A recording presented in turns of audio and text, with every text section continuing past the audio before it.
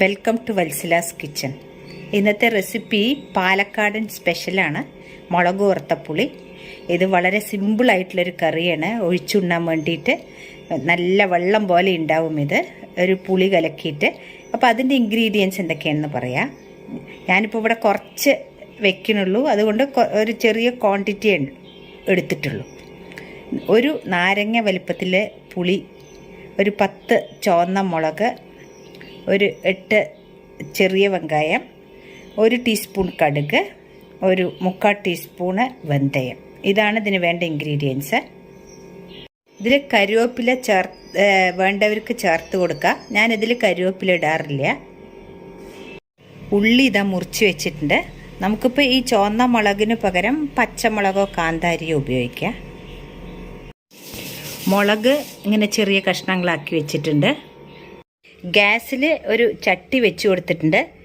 അതിലേക്ക് വെളിച്ചെണ്ണയാണ് ഒഴിച്ചു കൊടുക്കണം. മുളക് വറുത്തപ്പുളിക്ക് വെളിച്ചെണ്ണയാണ് നന്നായിരിക്കുക.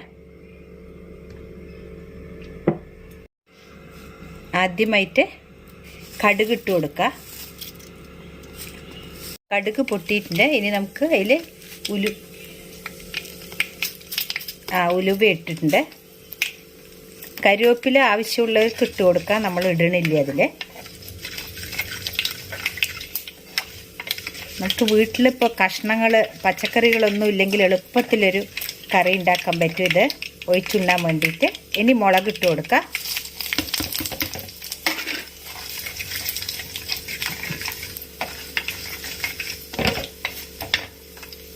ഇനി അതിലേക്ക് ഈ മുറിച്ച് വെച്ച ഉള്ളി, ഈ ചുവന്ന മുളകിന് പകരം പച്ചമുളകോ നമുക്ക് കാന്താരി എല്ലാം ഇട്ട് കൊടുക്കാം.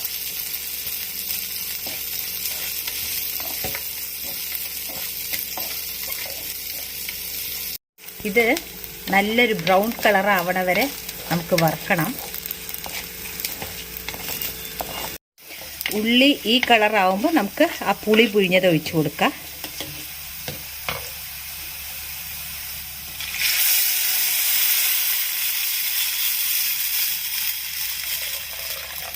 ഇതാണ് നമ്മുടെ മുളക് വറുത്തപ്പുളി. ഇത് നല്ലപോലെ തിളയ്ക്കണം. ഇനി ഇതിലേക്ക് ഉപ്പ്, കല്ലുപ്പാണ് ഞാൻ ഇട്ട് കൊടുക്കുന്നത്.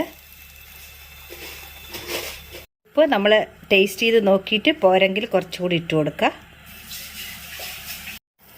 ഇപ്പോൾ പുളി നല്ലപോലെ തിളച്ചിട്ടുണ്ട്. നമുക്കിനി ഇത് ഗ്യാസ് ഓഫ് ആക്കാം.